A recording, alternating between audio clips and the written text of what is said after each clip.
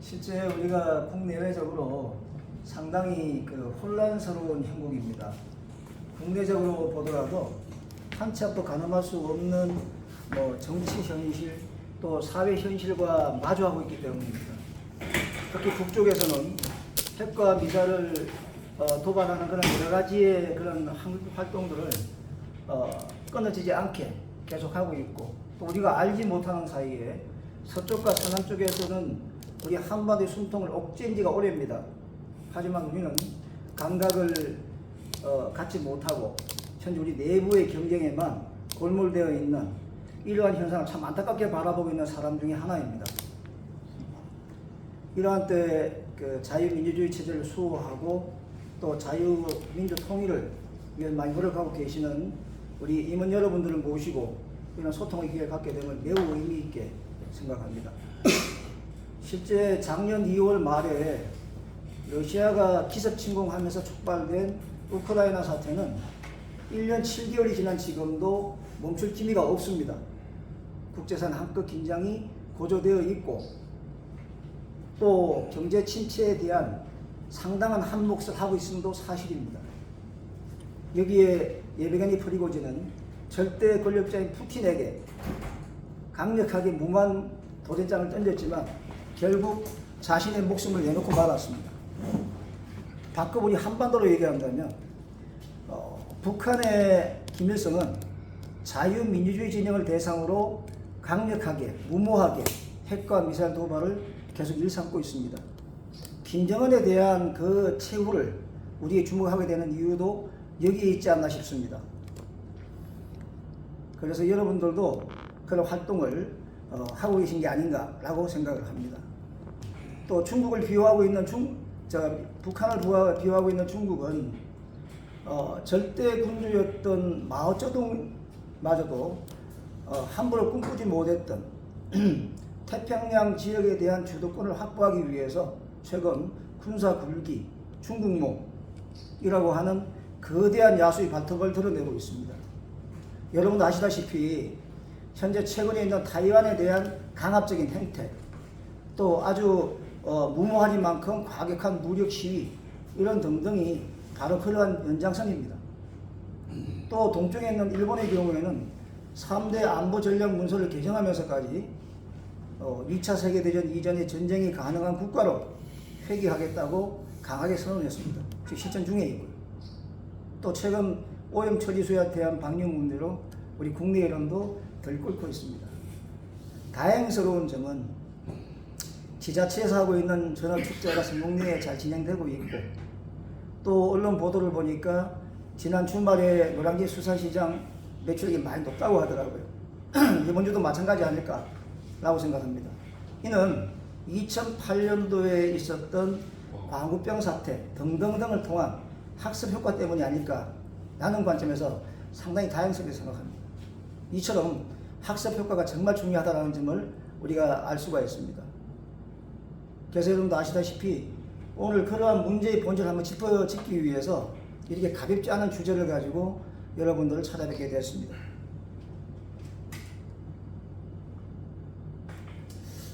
그런데 이 주제가 다소 가볍지 않기에 이 짧은 시간 안에 서로 교감하기는 다소 제한될 수가 있습니다. 그래서 본 강의 들어가기 앞서 가지고 2가지의 법칙과 3가지 요소를 말씀드려서 제가 말씀드린 그러한 요소들을 기억하고 강의의 흐름을 이해하신다면 좀 더 이해하시는 데 도움이 되지 않을까라고 생각을 합니다. 먼저 여러분도 잘 아시겠지만 손목시계의 법칙입니다. 혹시 아시는 분 계십니까? 손목시계의 법칙. 저는 시침과 분침이 있는 손목시계를 차고 있습니다. 그래서 모든 의사결정을 하고 제가 행해하는 데 있어서 시간을 정확하게 확인할 수가 있습니다. 즉 상당한 도움을 받고 있죠. 그런데 말이죠, 제가 만약에 또 다른 한 손목에 같은 시계 차고 있으면 어떻게 될까요? 분명히 시침과 분침은 달라지기에 의사결정을 하는데 영향을 받을 수밖에 없을 것입니다. 손목시계의 법칙의 의미는 이런 것입니다. 하나의 기준이 명확할 때에는 의사결정 과정에 영향을 미치지 않는다 라는 것이지만 2개의 기준, 다시 말해서 2개 이상의 주의 주장이 난립할 경우에는 반드시 의사결정 과정에 혼란이 일 수밖에 없다는 겁니다. 따라서 2개 이상의 주의 주장이 난립할 경우에는 중구난방이든 아니면 어떤 갑론을박을 하든 간에 과정을 거쳐서 하나의 주의 주장으로 만들어야 합니다. 그 만든 주의 주장을 가지고 집행하는 과정에서 통일시켜줘야 성과가 달성될 수 있지 않나라고 생각을 합니다. 바꿔 얘기해서 이 주제에 관련된 말씀을 드리면 우리가 위기 관리 단계에는 4가지를 거쳐가야 됩니다.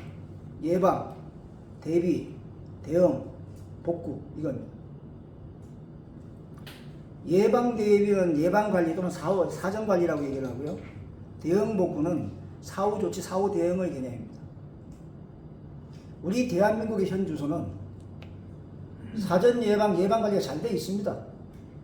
그런데 특징이 뭐냐? 아주 잘 만들어진 문서만 있습니다. 두 번째, 화려한 수사로 홍보를 많이 합니다. 즉 예방을 하긴 하는데 행동이 뒤따르지 않는다는 것입니다. 두 번째, 마지막 부분, 사후 조치 및 대응. 이 사후 조치 및 대응에는 여러 가지 있습니다만 우리가 하고 있는 사후 관리, 사후 대응의 문제는 한 가지입니다. 우리가 생각하는 적극적인 대응, 일반적인 의미의 대응이 아니라 일부 수습에 불과하다는 것입니다. 즉 나타난 현상, 나타난 문제에 대한 것만 땜질식 처방을 하고 복구도 마찬가지 나타난 것만 합니다. 우리가 매년 여러 가지의 사태를 반복해서 하는 당하는 원인은 이 한 가지입니다. 똑같은 문제가 발생했을 때 대정적 처방으로 끝나고 즉 땜질식 처방으로 끝나고 그 근본적인 본질에 대한 처치 방안은 없다는 것입니다. 이거는 국가 안보뿐만이 아니라 재난 모든 게 다 마찬가지라고 하는 것이죠. 따라서 우리가 일반 개인이든 어떤 단체 장이든 또 아니면 국가의 지도자든 간에 3가지를 명심해야 합니다. 하나는 뭐냐면 과감하고 과도하는 만큼 결정력을 가져야 한다. 누가? 담당자가 또는 책임자가. 그러면 이러한 담당자가 책임자가 과도한 또는 과도하는 만큼의 결심을 할 수밖에 없고 결단력을 발휘하기 위해서는 실력이 있어야 합니다. 바로 어빌리티입니다. 실력이라고 하는 것은 담당자의 전문성을 얘기하는 것입니다. 그럼 이 전문성을 갖추면 끝나는 것이냐? 아닙니다. 이 전문성을 내가 가지고 촬영하시는 분이 가지고 계시면 전문성은 전문성인데 아무 쓸모없는 전문성입니다. 그냥 가지고 있는 자격증이 불과한 거죠. 여기 뭐가 포함되어야 되는 거냐? 어빌리티에 C를 붙인 케이퍼빌리티가 필요합니다. 각자의 실력과 능력을 합쳐서 어떤 상황이나 사태가 발생이 되었을 때 이걸 통합하고 조정하고 연계해서 콜라보할 수 있는 능력, 이걸 바로 케이퍼빌리티, 역량이라고 합니다. 외부 역량입니다. 여기에도 단서가 있습니다. 이러한 어빌리티와 케이퍼빌리티를 가지고 하더라도 이것이 내부의 시선이 끝난다는 겁니다. 즉 진영 논리에서 끝난다는 겁니다. 아무 의미도 없습니다. 그럼 어떻게 해야 되는 거냐? 내부의 시선도 인정받아야 하지만 외부의 시선으로부터 인정받아야 한다는 것이죠. 즉 내 외부의 신뢰가 필요하다는 것입니다. 그럼 이 신뢰도는 우리 영어에 보면 reliability라고 있습니다. 이 신뢰도로 얘기를 합니다. 저는 얘기하는 것은 reliability가 아닙니다. credibility입니다. credibility는 진정성이 포함되어 있거든요. 진실성이 포함이 되어 있습니다. 행위가 따라가는 겁니다. 그러니까 제가 얘기하는 그런 신뢰는, 내부의 신뢰는 바로 credibility가 되어야 한다. 하지만 앞에 거에 있는 ability, capability, credibility 이 2가지가 되더라도 한 가지가 반드시 가지고 있어야 합니다. 뭐냐? 상대에게 우리의 능력과 역량과 이렇게 진정성이 있다는 것을 보여주기 위한 것을 전달해야 합니다. 바로 커뮤니케이션입니다. 내가 가지고 있는 의지와 역량과 결기를 상대 국가에게 보여주지 않으면 우리는 당할 수밖에 없습니다. 상대는 믿지 않습니다. 그게 바로 2번째 항목이거든요. 따라서 이러한 3가지 요소를 3C, ability, credibility, 또 이쪽에 ability, capability, credibility, communication, 이것이 합쳐서 수용할 수 있는 담당자가 개인이 되고 그게 책임자가 되고 지도자가 되었을 때 우리의 위기관리도 바로 설 수 있고 국가가 국익을 추구하는데 한밤 한 방향으로 나갈 수 있지 않을까라고 생각합니다. 그래서 정리해드리면 이 한 가지 손목시계의 법칙, 그 다음에 그 세 요소를 말씀드렸습니다. 그럼 마지막으로 한 가지 말씀드릴 것은 1대 29대 300의 법칙입니다. 혹시 여러분 1대 29, 300 법칙을 아십니까? 바꿔 질문 드려볼까요? 하일리 법칙을 아십니까? 말은 많이 예, 하일리 법칙이 1대 29대 300의 법칙입니다. 다시 설명 한번 드려보죠. 하일리는 원래 헐버트 윌리엄 하일리입니다. 이 사람은 1931년도에 미 트래블러스 보험회사라고 하는 그 부서의 손실 통계 담당이었습니다. 이 사람이 손실 통계를 분석하는 과정에서 하나의 일정한 원리를 찾아냈습니다. 이게 바로 1대 29대 300의 법칙입니다. 하나의 큰 대형 사고가 발생하기 이전에 똑같은 원인의 29번의 경미한 사고가 발생했다는 겁니다. 29번의 똑같은 그 경미한 사고가 발생하기 이전에 다시 똑같은 원인의 300번에 걸친 조진, 징후, 그 전조 현상들이 발생이 되었다는 것이죠. 다시 바꿔 말씀드려보겠습니다. 300번의 전조 현상이 발생이 됐을 때 그를 담당하는 담당자, 거기 있는 구성원, 거기 있는 책임자가 조치를 하지 않고 방치하거나 대충 지나쳐 버렸을 경우에는 반드시 29번의 경미한 사고가 발생할 수밖에 없다. 그럼 29번의 경미한 사고가 발생했을 때 똑같이 담당자나 구성원이나 책임자가 방치했을 때, 방기했을 때 자기 의무를 하나의 대형 참사를 이어줄 수밖에 없다는 거죠. 이걸 대표적 사례를 들면 우리 대한민국에서 2014년도에 있던 세월호 침몰, 그 다음에 이태원 압사, 그 다음에 어떤 이 보고 왔을 때 했던 오송 지하도 범람 사건, 또 지금 잼버리 사태 다 마찬가지입니다. 1대 29대 300이라고 하는 것 자체를 잊어버리고 망각해버렸기 때문에 대정적인 처마하기 위해서 현실만 봤기 때문에 이렇게 된 것이죠. 그래서 이러한 손목시계 법칙과 1대 29대 300의 법칙 세 가지 요소를 기억하시면서 제가 말씀드린 내용을 들으면 좀 더 교감하고 이해하시는데, 이 흐름을 이해하시는데 도움이 되지 않을까라고 생각을 해봅니다.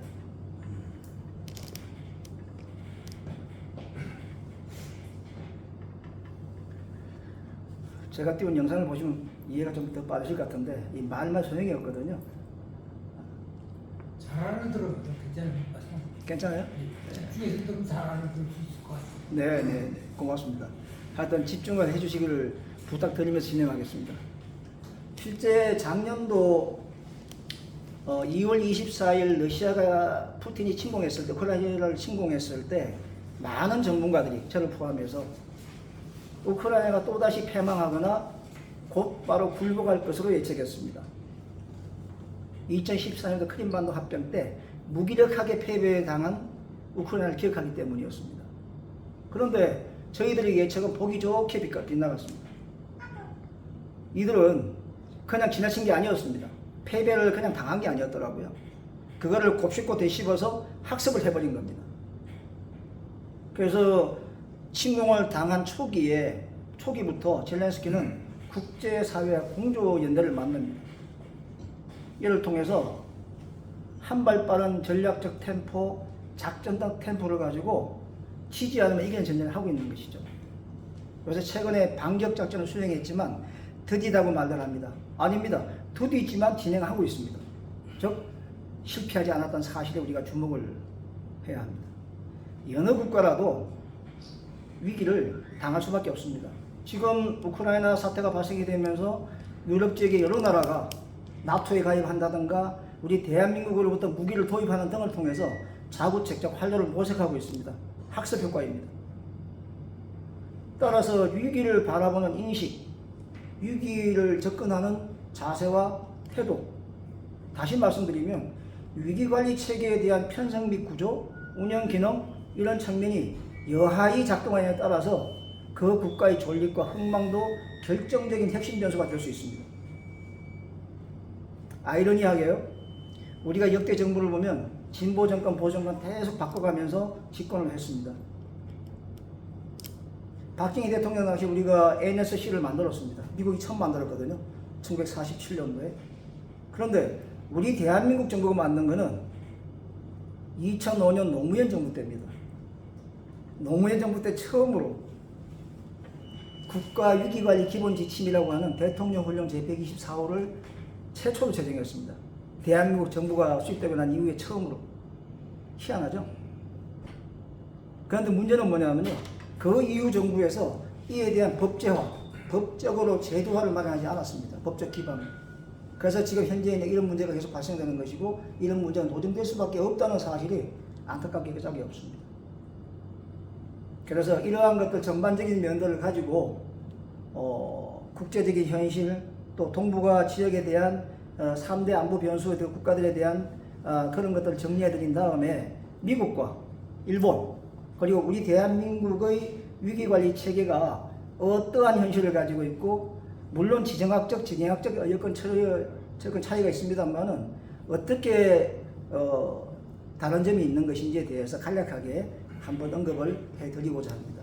그리고 이어서 국방과 안보 분야에 대한 국방개혁, 우리 현 정부로 얘기하면 국방혁신 4.0이 되겠죠. 이거를 대해서 간략하게 정리 한번 해드리고 그 이유가 뭐냐면 그걸 해야 국방혁신 4.0이 나오고 한국적 삼축체계가 나오기 때문입니다. 그래서 이렇게 전체를 밟아가는 과정 속에서 그걸 말씀드린 다음에 한국형 삼축체계를 전략 예산과 같이 연결을 해서 좀 더 깊이 한번 들어가 보겠습니다. 우리가 알고 있는 국제체제는 다 아시는 것처럼 무정부 체제입니다.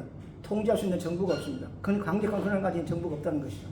다른 말로 하면 강한 자만이 살아남을 수 있는 장거리 법칙이 존재하는 사회라고 하는 것입니다. 또 다른 말로 하면 여느 국가라도 내가 살아남고 국가 이익을 추구하기 위해서는 각자 도생할 수밖에 없는 구조가 되어 있다는 게 바로 국제체제의 특성입니다. 우리가 가지고 있는 이런 인식의 전환은 2000년대를 전해서 볼 수 있습니다. 먼저 2000년대 이전 같은 경우는 다시 구체적 말씀을 드리면 1990년도에 동서독이 통일이 되고 그 이듬해 1991년도에 구소련이 붕괴된 직후까지만 하더라도 우리의 개념은 각 국가가 가지고 있는 핵심 가치는 전통적 안보였습니다. 다시 말씀드리면 군사력 중심으로 모든 걸 바라보는 시각이었습니다. 군사력 중심의 시각이라고 하는 것은 바로 전통적 안보 개념이라는 얘기고요. 학문적 용어로 얘기하면 여러분 들으셨겠지만 절대 안보 개념이 바로 이겁니다. 이 군사력 중심의 시각은 절대 안보 개념은 경제와 안보를 동일시하는 것입니다. 그래서 모든 걸 묶어가지고 하기 때문에 여러 가지의 딜레마도 많이 빠지고 했죠. 하지만 이러한 상황들이 2000년대로 진입하면서 조금씩 바뀌기 시작했습니다.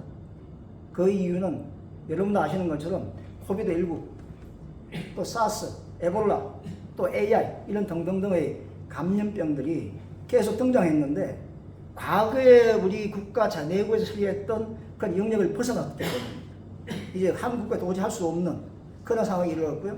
여기에 추가된 것이 자연재난, 또 사회재난, 또는 뭐 테러, 국제범죄, 마약 이런 등등등. 다시 말씀드리면 군사적 분야에 집중되어 있던 절대안보 개념이 즉 경제와 안보를 동일시하던 개념이 이제는 비군사적인 분야 또 전통적이지 않은 안보 즉 비전통 안보 개념까지 영역을 확장할 수밖에 없는 지경까지 다다랐다는 것입니다. 이걸 우리가 학문적 용어로 얘기한다면 전통적 비전통적 안보 개념을 통합한 것을 협력안보 들어보셨죠? 공통안보 들어보셨죠? 포괄적 안보 이런 세 가지의 개념을 얘기합니다.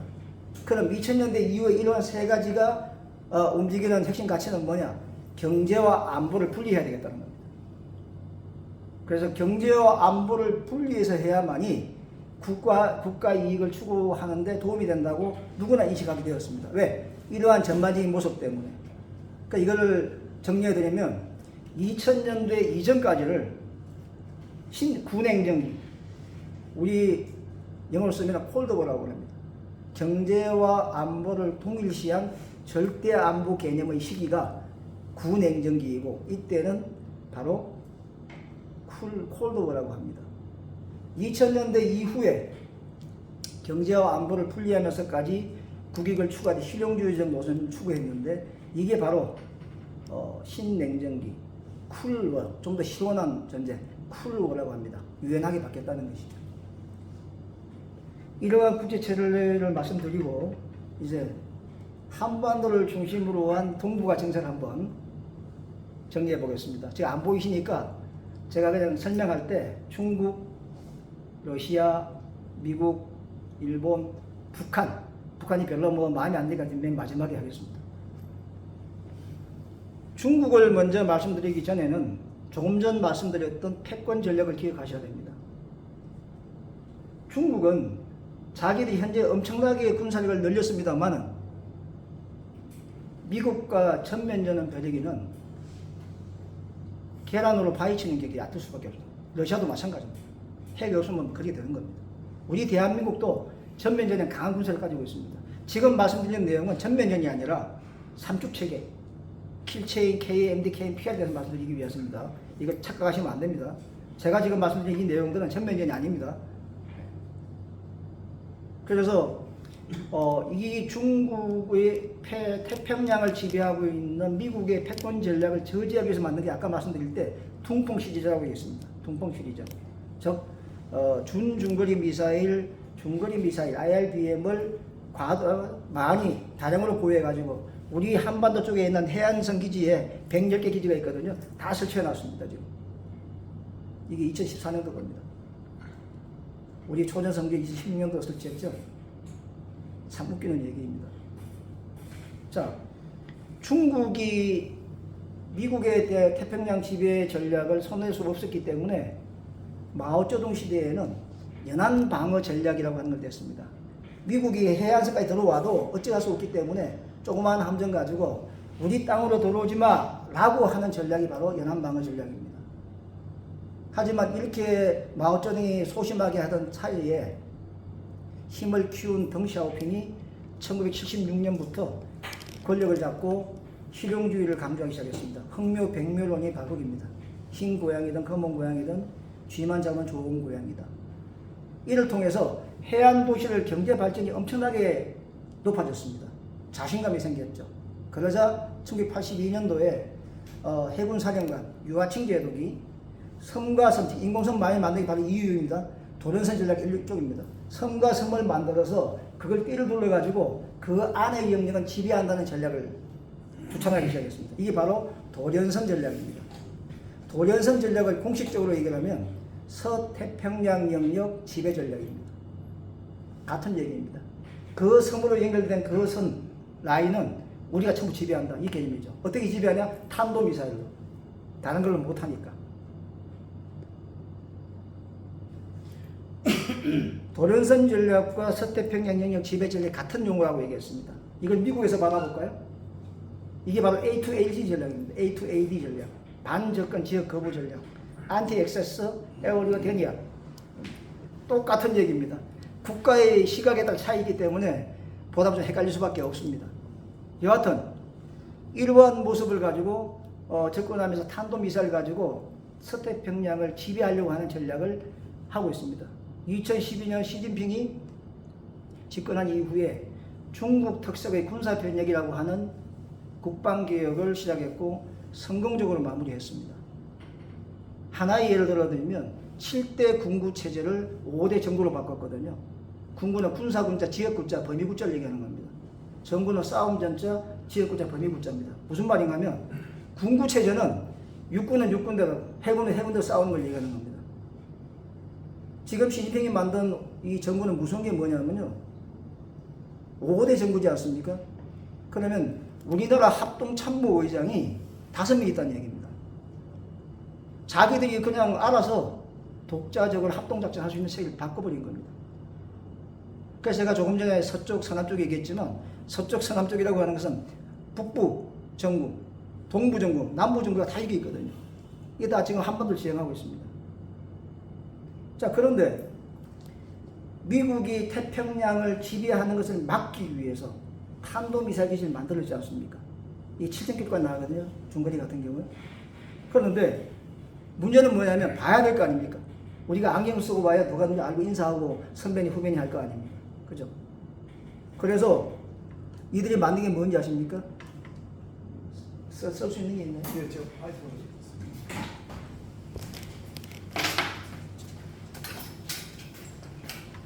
원래 이게 메르비안의 법칙이라는 게 있습니다.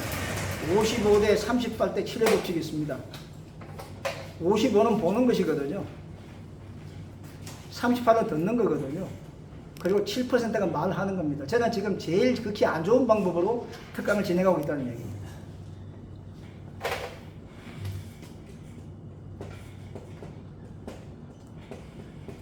지금 중국이 회심을 미칠 수 있는 게 바로 이겁니다. 이거 안 들어보셨죠? 이 그림을 잘 내가 요걸 그려왔는데 이거 L8라고 합니다. 우리 대한민국에 있는 지성인들도 들어본 적이 1%가 안 될 겁니다. 이거 반짝이 딱 나갔습니다. 공개 자료입니다. 공개 자료이기 때문에 제가 지금 말씀드릴 수 있는 겁니다. 대형 지상 배열 레이더를 시진핑이 집권하고 난 다음에 4대를 설치했습니다. 한반도 방향으로. 5대가 있는데 한 대는 좌측 지역입니다. 4대는 우리 흑룡광성 드라마에 많이 나오죠. 바로 해룡 장성에 한 대 설치했습니다. 그리고 베이징 옆에 2대 설치했습니다. 그리고 마지막 저장성 밑에 동부정부 쪽에 한 대 설치했습니다. 4대가 전부 다 우리 한반도를 향합니다. 여기서 문제는 뭐냐? 얘네들의 탐지거리가 5,500km입니다. 미치고 발짝 뛰어오십니다. 그런데 우리 대한민국 아무도 무감각합니다. 군에도 이에 대한 대응 없습니다. 그런데 우리는 계속 떠들고 있습니다. 애국하자고만. 애국하자고만 소용없습니다. 지식을 가져야 합니다. 아는 것이 힘입니다. 그리고 우리가 빨리 보완을 해야죠. 이 5,500km가 잘 이해하지 못하실 겁니다. 제가 한번 예를 들어 드릴게요. 괌 아시죠? 괌. 예. 그 다음에 여기 중국이 있고, 여기 있고, 여기 타이완이 있고, 대한민국이 여기 있습니다. 부산, 일본이 돼 있죠. 여기 괌입니다. 괌. 타이완까지 괌에서 2,700km. 괌에서 우리 부산까지 한 3,100 또는 뭐 3,000 정도 됩니다. 자, 얘들 해안에 깔려 있는 것이 7,000 날아갑니다. 레이더가 다 5,500이 보기 다 보이십니다. 확인할 수 있습니다. 무슨 말인가 하면 이 사람들이 주창하고 있는 서태평양 영역 지배 전략 범위까지 다 커버링하고 있다는 겁니다. 우리 일거수일투족이 다 노출되어 있는 거죠. 그런데 2년 뒤늦은 2년 뒤에 우리 성주에 사드를 설치합니다. 그런데 이 사람들은 200km 나가는 사드 별 의미도 없습니다. 얘기하지 않습니다. 뭘 얘기하냐? 엑스밴드를 얘기합니다. 그럼 왜 엑스밴드를 왜 얘기하냐? 걔네들 뭐 1000km, 2000km 얘기했죠. 아닙니다. 최대가 700km밖에, 900km밖에 안 나갑니다. 그런데 왜 그러냐? 노출되잖아요. 해안에 깔려있는 탄도미사일 기지가 다 확인되거든요. 그 꼴은 못 보겠다는 겁니다. 그래서 압박을 가하니까 우리는 계속 압박을 당하고 있는 거죠. 그래서 뭐 전략적 모성이라는 얘기 가지고 떠들고 있다는 얘기입니다. 얼마나 이게 저는 이걸 그런 얘기를 들으면서 한심한지 모릅니다. 뭐 이걸 뭐 길게 얘기하면 그러니까 여하튼 중국이 이러한 모습 하고 있는데 우리 한반도의 우리 백인 민족들은 아무도 무감각합니다. 문제 제기도 하지 않고 군에서도 이에 대한 대응 내용은 볼 수가 없습니다. 그래서 제가 이 국방 안보 분야를 연구하는 사람으로서 참 답답하게 생각한 중에 가장 큰 핵심 항목이지 않나. 우선 봐야 되는데 적들은 보고 있는데 우린 볼 수가 없고 확인도 안 하고 그냥 딴 데를 보고 있습니다. 뭐하고 있냐? 내부에서 총질만 하고 앉아 있다는 것이죠. 인접한 러시아는 북한의 핵과 미사일에 대한 대북 제재 결의를 안보리 결의를 정면으로 거부하면서 중국과와 협조하고 진영 논리를 격화하고 있습니다. 또 요새 그 문서 나온 거 보니까 그 북한과의 무기 거래 정황도 계속 드러나고 있습니다.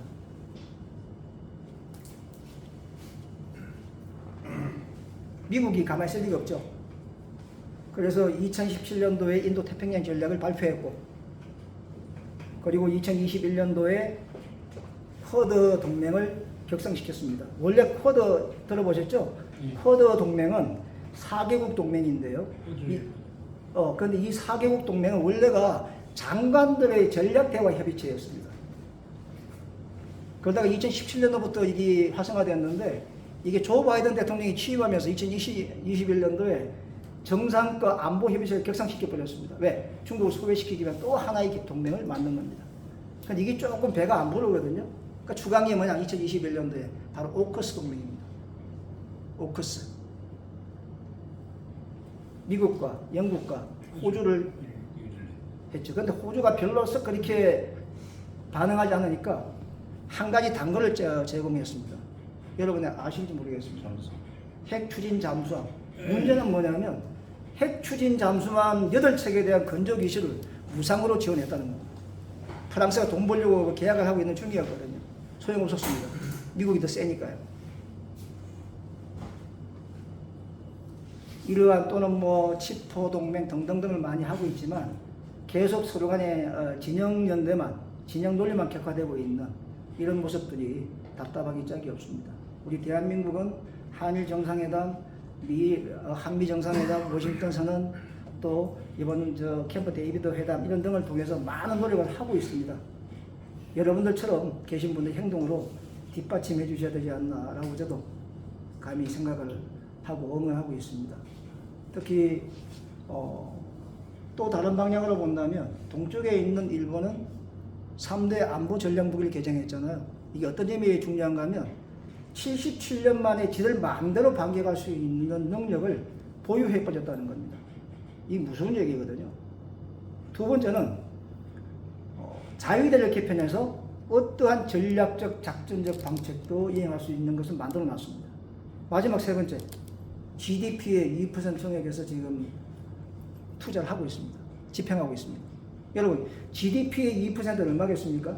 혹시 아시나요? 일본 GDP의 2%. 질문을 제가 좀 쉽게 바꿔드려 보겠습니다. 올해 우리 대한민국 국군의 국방 예산이 혹시 얼마인지 아십니까? 대략 5, 60조. 예? 대략 5, 60조. 예, 좋아요. 또 60조. 예, 57조입니다. 57조. 이걸 말씀드리는 것은 일본 GDP의 2%를 비교하기 위해서입니다. 일본 GDP 2%를 환화로 바꾸면요, 환산하면요, 103조 원입니다. 네. 우리의 2배입니다. 여러분, 이걸 간과할 문제가 아니지 않습니까? 자위대가 과학군입니다. 그리고 북한을 한번 볼까요? 북한은 1948년 9월 9일 날 조선민주주의 인민공화국을 수립한 이래 단 한 번도 적화 전략과 통일전선 전술을 바꾼 적이 없습니다. 2005년도에 핵무기 보유를 선언한 다음에 2016년까지 6차례에 걸쳐서 핵실험을 했습니다. 그리고 이듬해 2017년도에 핵무력을 선포하게 되죠. 계속 자기들은 갖추면서 결정적인 시기가 왔습니다. 2021년 1월 노동당 대회에서 김정은이가 강력한 지시를 합니다. 뭐냐? 동지들이요, 우리 5대 핵심 전략 무기를 개발할 사업을 완료해! 라고 했어요. 5대 핵심 전략 무기가 뭐냐? 첫째, 극초음속 미사일입니다. 극초음속 미사일. 여러분, 극초음속 미사일은 속도가 얼마인지 아십니까? 우리 이번에 왔던 태풍이 초속 30이 되니까 다 망가져 버리더라고요. 건물 날아가고.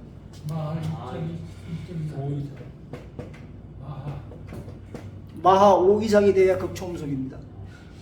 그럼 마하 5는 얼마냐? 초속 1.7km입니다. 초당 1.7km 날아가야 마하 5가 되는 겁니다. 이제 이해하시죠? 쉽게 이해하셔야 됩니다.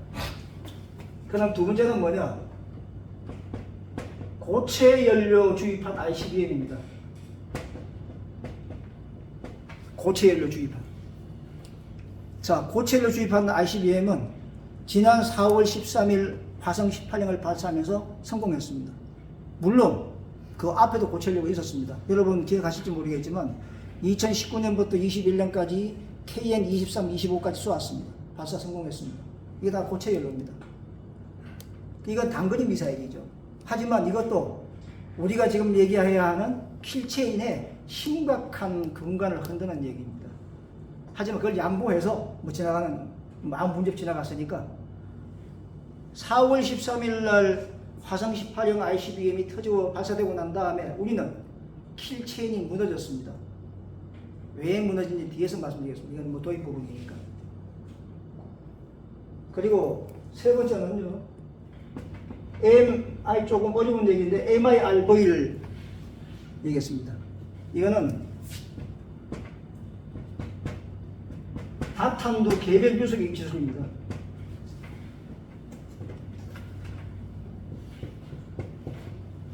다탄두 개별 유속 기술을 MIRV라고 합니다. 무슨 말인가 하면요. 큰 하나의 포탄 탄두 미사일을 쏩니다. 빵 쏴서 대기권 넘어가서 대기권 바깥에서 이 뚜껑이 열리면서 이 감정기에서 뚜껑이 열린 건 아니고요. 그냥 쏘기 위해 뚜껑이 열린 겁니다. 뚜껑이 열려서 거기에 소형 핵탄두를 5개 집어넣습니다. 이게 터지면서 소형 핵탄두가 동시에 날아가 표적을 향하는 게 아니라 5개가 다시 분산돼 가지고 각자의 표적을 타격할 수 있도록 마케팅되어 있습니다. 이게 바로 개별 유도 기술입니다.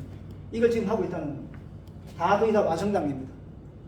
그 다음 네 번째는 뭐냐 하면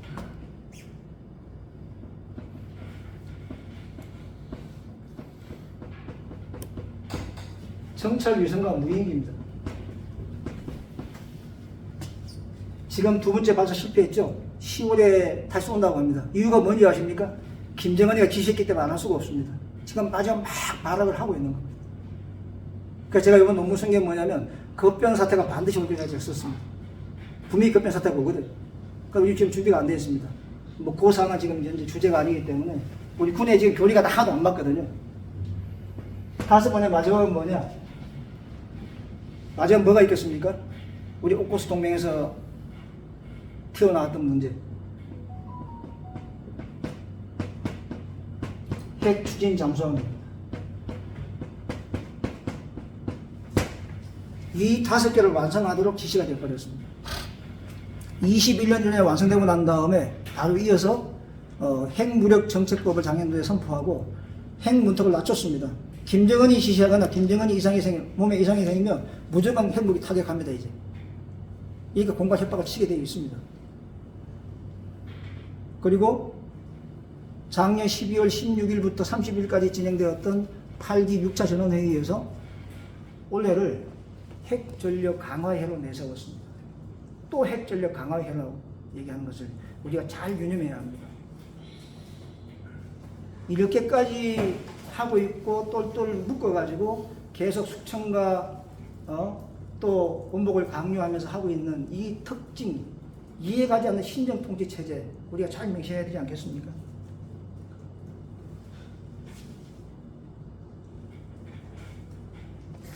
이 내용을 봐야 이해하시는데 이해할지 모르겠는데 지금까지 이제 전반적인 그 국제 정세, 체제의 어떤 여러 가지 현황과 동북아 정세 말씀드렸는데요. 지금부터 말씀드릴 거는 위기관리 체계에 대한 건데 각 국가의 도표를 봐오셔야 이해가 가거든요. 제가 설명을 아무도 이해가 안 가는데 참 어렵습니다. 한번 말씀드려 보겠습니다. 지경학적인 측면과 지정학적인 측면을 통해서 각 국가들의 위기관리 체계가 틀릴 수밖에 없고 따라서 그 성과도 차이가 날 수밖에 없습니다. 하지만 바로 한번 따져보겠습니다. 미국의 위기관리 체계, 그 다음에 일본의 위기관리 체계, 우리 대한민국 위기관리 체계를 한번 비교를 한번 해보죠. 먼저 미국의 위기관리 체계 핵심인 NSC를 먼저 보겠습니다.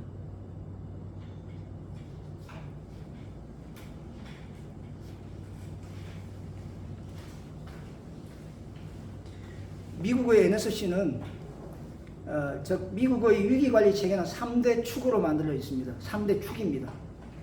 하나는 뭐냐면 1947년도 즉 2차 세계대전이 끝난 직후에 이러한 안보 위기 또 전반적인 위기에 관련된 것은 국외에서 발생하는 것은 국가가 책임져야 되겠다 하는 관점에서 만든 게 바로 미국의 NSC입니다. 세계 최초의 NSC 국가안전보장회의입니다. 이걸 그냥 만든 게 아닙니다. 국가안전보장법 NSA라고 하는 법을 만들었습니다. 똑같이 47년도에. 그래서 이 법적 근거에 따라서 NSC를 만들어서 위기 컨트롤 타워로 만들고 대통령이 직접 주재하도록 했습니다. 두 번째 위기관리 축은 2대 축은 국토안보부입니다. DHS라고 합니다. 국토안보부는 2001년 9.11 테러가 발생한 다음에 지금까지 자신들이 상상도 하지 못하고 꿈도 꾸지 않았던 본토가 타격당했거든요. 그래서 그 워낙 수치가 놀라가지고 급하게 만든 게 바로 애국법입니다. 패트리어트 액트. 이게 2001년 말에 만들었습니다. 이걸 뭘 만들었느냐? 만들어서 본토 내부에서 발생하는 모든 전통적인 안보 위협, 전면전 이외의 모든 걸 책임지도록 아니 멤버드급 기관을 만들어 집어넣어 버렸습니다. 이게 바로 국토안보부입니다. 그러니까 여기에는 비전통적인 위기에 대한 모든 걸 다 합니다. 즉 재재난까지. 다만 이건 좀 차이가 있습니다만은 다 하게 되어 있습니다. 그러면서 전반 모든 국가의 정보, 안보, 첩보 기능을 장악하게 만듭니다. 그게 바로 국토안보부입니다. 세 번째 위기관리 축은 재재난을 전담하는, 좀 같이 중복되죠? 재재난을 위기관리 담당하는 피마를 만듭니다. 피마는 미 연방재난관리청입니다. 이틀 전에 그 여성 청장 나와서 뭐 발표하더라고요. 재재난 문제에 대해서. 피마, 즉 연방재난관리청은 오래됐습니다. 국토안보부보다. 이거는 1979년도에 지미 카터 대통령이 우리 현재 정부처럼 모든 위기관리에 다 분산되어 있는 것을 끌어모아 버렸습니다. 통합해가지고 만든 게 바로 연방재난관리청입니다. 근데 이걸 하다 보니까 또 문제가 뭐냐 하면 테러가 발생해도 지원해야 되거든요. 국제분야에서 비행 지원할 상황이 생기거든요. 그러다 보니까 스태포드법, 연방재난관리법 이 법적 근거에 따라서 피마 너희는 연방재난청 너희는 필요하다면 너희가 독립적으로 임무를 수행해라 라고 아이들은 권한을 줘버렸습니다. 그래서 2003년 3월에 국토안보부에 편입이 됐지만 필요에 따라서 때에 따라서는 독자적으로 임무를 수행하기도 합니다. 고상을 명심했으면 좋겠습니다. 이렇게 미국의 위기관리는 3대 축인데 여기에서 전통적 안보위 담당하는 NSC는 바로 그러한 법적 기반에 따라서 권한을 행사하기 때문에 모든 국민들이 구속력을 가지게 된다. 모든 국민에 대해서.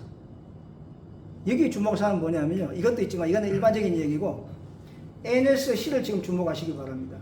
이 사람들은 사무처장이 별도로 있습니다. 우리처럼 겸직하는 게 아닙니다. 우리는 겸직되어 있습니다. 1차장이 겸직하고 있거든요. 독립되어 있지만 이 속에는 8대 기능국과 9대 지역국을 가지고 있습니다.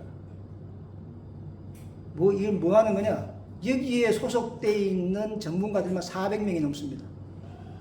그래서 모든 전략, 정책, 기획, 입안, 수립을 다 할 수 있습니다. 여기서. 왜냐하면요, 위기는 분초를 다루는 긴박한 사안이거든요. 언제 기관에 연락해서 받고 합니까? 말도 안 되는 소리거든요. 이 사람들은 싸울 수 있는 사람들이라고 하는 겁니다. 지금. 그래서 이 사람들의 특징은 뭐냐면 NSC가 모든 것을 총괄하되 본토 내부에서의 테러 전반적인 모든 것들은 국토안보가 아예 전담을 하고 있다. 막강한 권한을 절대 권력을 휘두르고 있다. 거기에 피마가 포함이 되어 있지만 필요에 따라 때에 따라서는 별도의 독자적인 임무를 할 수 있도록 권한을 강력을 부여하겠다. 뭐에 의해서? 법적 기반, 대통령 명령이 아니고 법적 기반에서 하고 있다는 겁니다.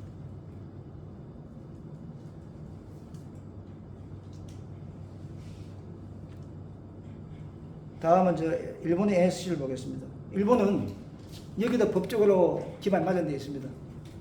정책을 결심하고 집행하고 있는 행정기관으로 아예 법에 명시를 해놨습니다. 미국과 같은 관점이죠. 이 사람들의 위기관리는 2대 축으로 나눕니다. 미국은 3대 축인데 비해서 이게 2대 축입니다. NSC는 뭐하냐? 전통적, 비전통적인 안보 위기를 통합해서 관리합니다. 누가? 총리가, 기시다가. 두 번째는 뭐냐? 재재난관리는 내각에 있는 반개 조직이 담당합니다.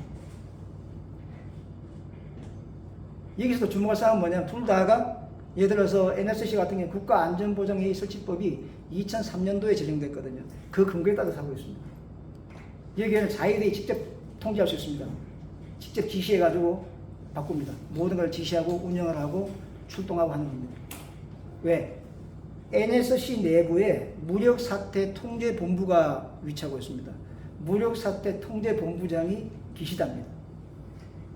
이게도 전제조항이 있습니다. 문제가 생길까봐. 자위대가 별도로 계획이나 전략을 세우지 못하게 했고요. 법적으로. 지자체장이 자위대를 쓰지 못하도록 아예 딱 법적으로 막아놨습니다. 그러니까 반란의 규모도 없는 거죠. 그러니까 여기서 주목할 사항은 뭐냐면 이 사람들은 국가안전보장국, 우리말로 하면 NSC 사무처를 얘기하는 겁니다. 그냥 독립직입니다. 1급짜리가 갑니다, 지금. 이걸 하고 있는데 이 밑에는 현재는 2020년도에 경제반, 코로나 때문에 경제가 침체되면서 경제반 10명도 만들면서 7개반 77명이 그 중에 70명이 전문가로 편성이 되어 있습니다. 그러니까 이 사람들도 마찬가지로 똑같이 전략적 정책적인 판단과 수립 위반을 다 할 수 있다는 거죠. 그러니까 위기에 대처할 수 있도록 구조가 되어 있다라고 말씀을 드릴 수가 있습니다. 반면에 우리 NSC를 보면요, 박정희 대통령께서 잘 만든 그걸 미국 거를 가져왔습니다. 이름만 가져왔는데 그냥 이게 워낙 강력한 대통령이다 보니까 별로 그냥 시키는 것만 하는 걸로 이렇게 취급했죠. 김대중도 다 마찬가지였습니다. 그러다가 2005년도에 노무현 정부 들어서면서 국가위기관리시설 만들고 대통령은 훌륭이었지만 뭐 그게 별로 신경 안 썼죠. 힘센 기관이면 따라왔으니까 누구든지. 그런 모습을 만들어서 진행이 되었던 겁니다. 그런데 이게 이제 법적 기반이 마련돼야 되는데 우리 정부 조직법 15조 1항에 보면요, 대통령의 직무를 보좌하기 위하여 국가안보실을 둔다라고 되어 있습니다. 제가 왜 국가안보실을 먼저 얘기하는 거냐면 NSC는 국가안보실의 예하부서 되어 있거든요. 정부 조직법에. 그래서 이 국가안보실은 직무수행을 보좌하는 참모기관으로 기능을 할 수밖에 없도록 법적 기관이 되어 있다. 여기에 제1차장이 NSC 사무처장을 맡고 있는데 여기 구성되어 있는 인원은 정부조직법 정원에 보면 공무원 정원 규정에 보면 43명입니다. 안보실장, 1차장, 2차장 지하고 총 나머지는 별정직 공무직입니다. 몇 명? 40명입니다. 이 사람들 기능을, NSC 기능을 보면 전부 다 행정 기능입니다. 운영, 조정, 관리, 뭐 이런 것들입니다. 그러니까 여기 우리의 기능은 받아오기에 불과할 뿐이지 우리가 만들 수 있는 자체 계획 수립 위반 판단 기능이 없다는 겁니다. 여기가 미스가 이거 잘못되어 있다. 그리고 이게 NSC는 행정규칙입니다. 아까 말씀드렸던 것처럼 행정규칙은 내가 소속된 그 사람들 소속 공무원들밖에 통제할 수가 없습니다. 법적 구성력이 없습니다. 나머지는. 그러니까 소용이 없다는 겁니다. 그래서 우리가 주먹구구식이나 힘으로 하기보다 이러한 법적 기반을 마련돼야 문제가 없는데 우리의 현조선은 그게 없다고 하는 것을 좀 기억해 주시기 바랍니다.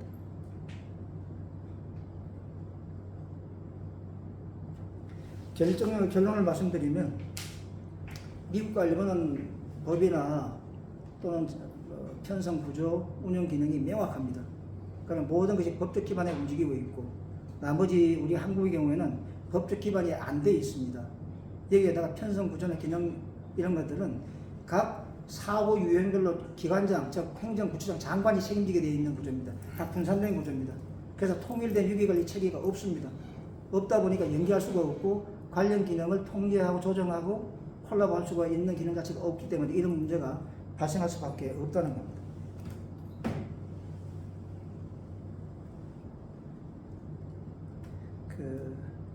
실체만 간단히 말씀드리고 끝내겠습니다.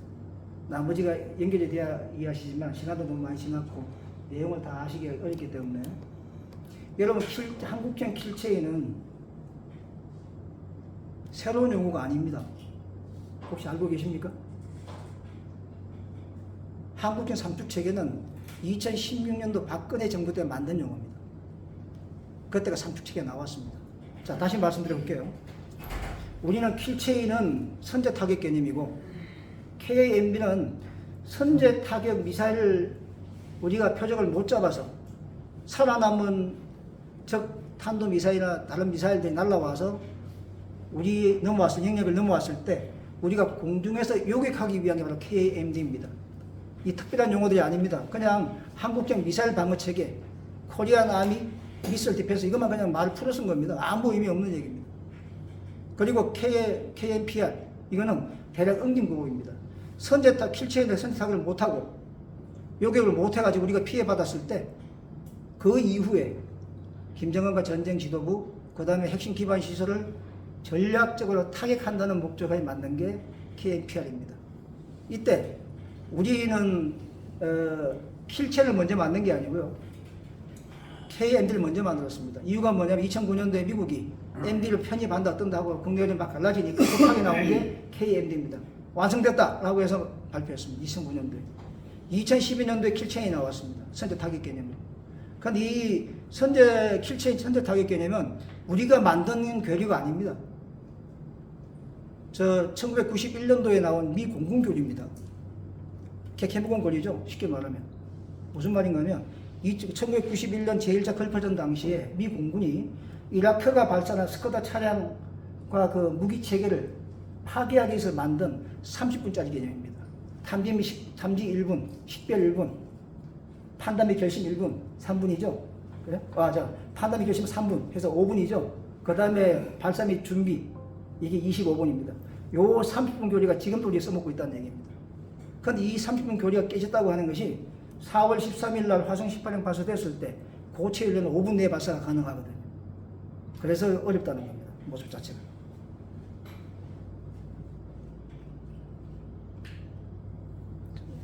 한번 짚어가지고 제가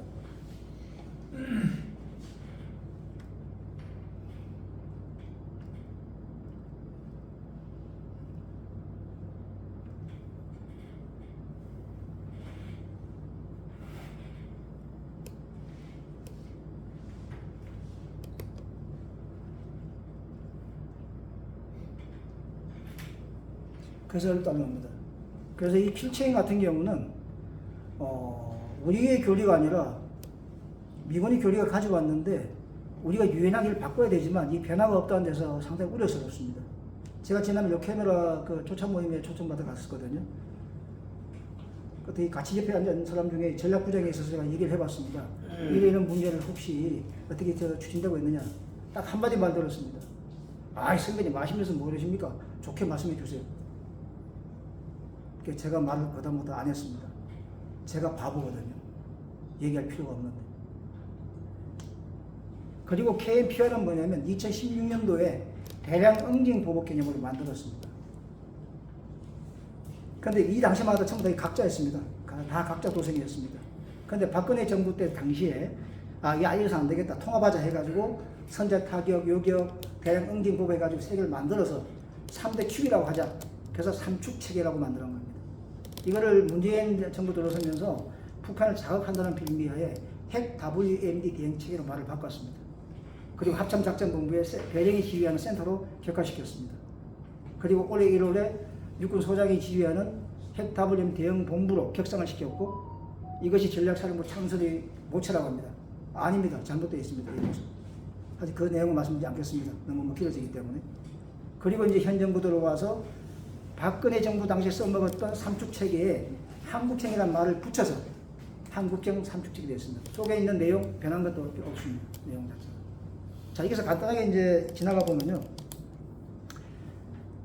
킬체인, 제일 먼저 킬체는 먼저 말씀드리겠습니다. 킬체는 먼저 보아야 되는 거 아닙니까? 그죠? 먼저 봐야 타격할 수 있지 않습니까? 봐야 요격할 수 있죠.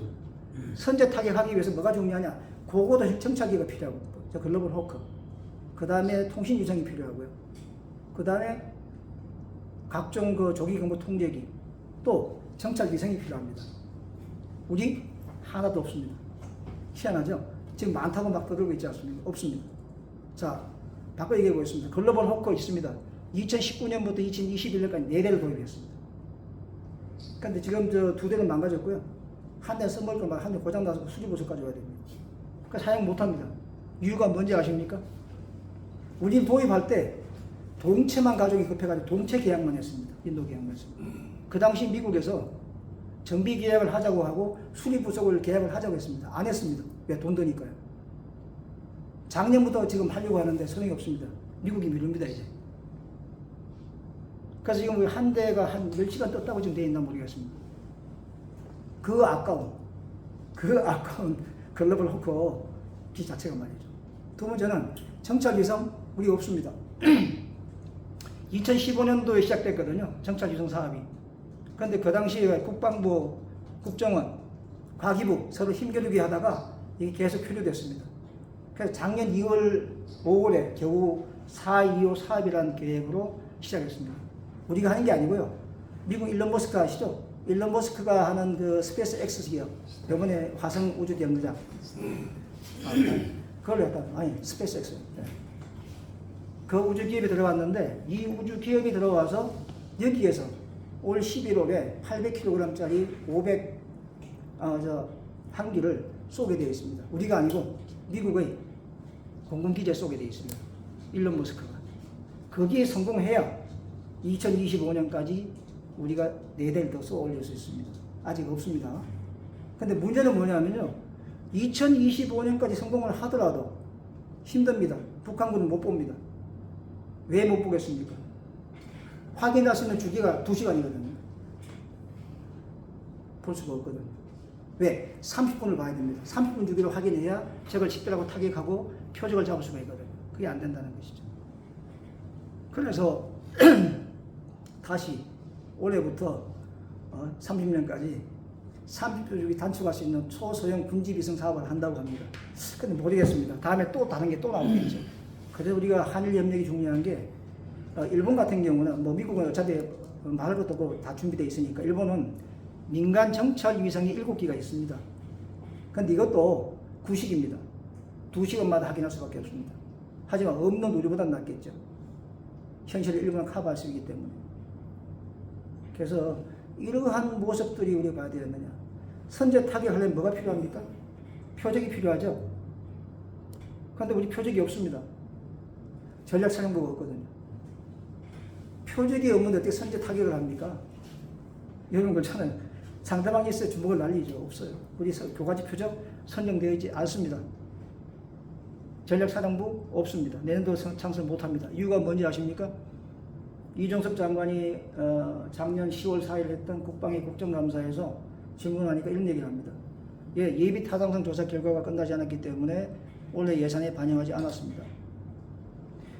예비 타당성 조사 결과를 반영 안 않았는데 어떻게 사령부 창설을 합니까? 핵 WMD 본부가 한다고 하지만 인사정보작전 운수밖에 없는 조직입니다. 그래서 참 답답하기 짝이 없다 하는 말씀들을 드립니다. 그리고 KMD 같은 경우에 끝나란 말씀이죠? 아니요? 아니 시간이 또 차후 계획이 있으니까. KMD 같은 경우는 우리가 언론 보도로 신문 자료 보면 제가 전체를 말씀드립니다. 지금 자료 보면은 많은 것 도식이 되어 있습니다. 많다고. 여기 가능하다고. 우리는 3가지밖에 없습니다. MSAM, 천궁2 있죠? 저 단거리 지대공 유도 미사일이 있습니다. 그거는 이제 한 40km 정도까지 하는 하청 요격 체계입니다. 그 다음에 패트리엇 아시는 투석이 있습니다. 그건 30km 정도 카바닝 합니다. 그 다음에 마지막 하나 있는 게 사드입니다. 성주기지에 있는 사드. 이 사드는 고도는 한 150km 날아가고요. 지상에서 쏘면 한 200km 날아갑니다. 근데 카바닝이 안 됩니다. 왜 안 되냐? 200km거든요. 성주에서 청주까지가 최대 몇 킬로입니다. 200km 빠듯합니다. 다시 말씀드리면 경기 서울에 날아오는 탄도미사일 방어는 절대 불가합니다. 없습니다. 자체가. LSM 얘기하죠. LSM은 2026년부터 양산이 시작됩니다. 그 다음에 LAMD 얘기하죠. 장사정부 요격체계. 저 이스라엘제 아이언돔 얘기합니다. 그건 10km인데 우리가 개발하고 있습니다. 그건 5km밖에 안 됩니다. 그런데 예산은 한 발당 10억입니다. 그런데 이것도 언제 되냐? 31년 돼야 됩니다. 아직 개발되지 않았습니다. 그리고 얘기하는 게 또 SM6 있죠? 그 다음에 SM3도 있습니다. SM6는 다 중거리 함대공입니다. 좋습니다. 그런데 이거는 2027년 돼야 됩니다. 그래야 들어옵니다. 그리고 SM3 31년도가 돼야 전력 완료 예정입니다. 그리고 SM3이 못 들어올 겁니다. 이유가 뭐냐면요. 최대 사거리 2,500km입니다. 미사일도 아니고 엑스반들로에다가 900km 나가는 것도 그렇게 시비 걸고 중국이 하고 있는데 2,500km 미사일을 들어오게 만든다? 가능하겠습니까? 안 되는 거죠. 자, 넘어가겠습니다. 대량 응징 보고 아무것도 없잖아요. 정찰 위성 없죠. 조기 경보 통제기 없죠. 그래서 군에서 얘기하는 건 뭐냐면 우리는 지휘 통신 체계가 각군별로 되어 있기 때문에 바로 연락하면 된다. 엉터리 같은 얘기입니다. 왜냐? 육군은 ATCS가 있고요. 해군은 KNTDS가 있고 그 다음에 공군은 MCRC 오산대구에 있습니다. 합참은 KGX 씁니다. 연합선은 센트릭스 K 씁니다. 1분 1초가 급한 시간에 어떻게 그걸 조합을 합니까? 그 기능이 다 틀릴 때 연계가 안 됩니다. 연합사하고 연결해도 30분간 인터벌이 있습니다. 작전 시간이 안 맞습니다.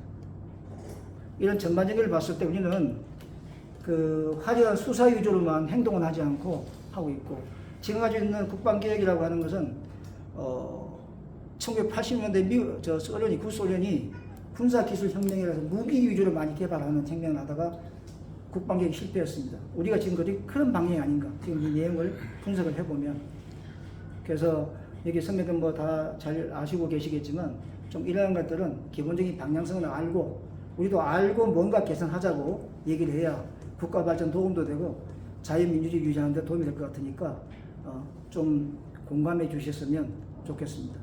여러분 장시간 고맙습니다.